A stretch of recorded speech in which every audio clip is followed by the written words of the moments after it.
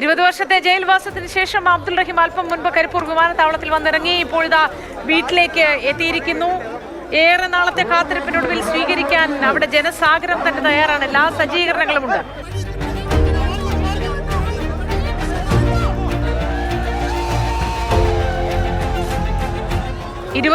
എനിക്ക് നമ്മുടെ ഈ നാട്ടിലെ ജനങ്ങളെ തീരെ അങ്ങോട്ട് പിടികിട്ടണില്ല.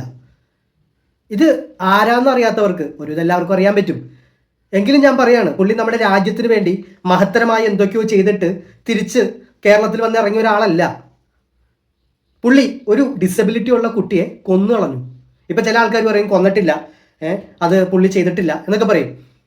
പക്ഷേ ഒന്നും ചെയ്യാത്ത ആളെ അവിടുത്തെ കോടതി, സൗദിയിലെ കോടതി ഒരിക്കലും വെറുതെ ശിക്ഷിക്കുകയൊന്നുമില്ലല്ലോ, അതും വധശിക്ഷ. പിന്നെ പുള്ളി ചുമ്മാ ഇറങ്ങി പോകുന്നൊന്നുമല്ല.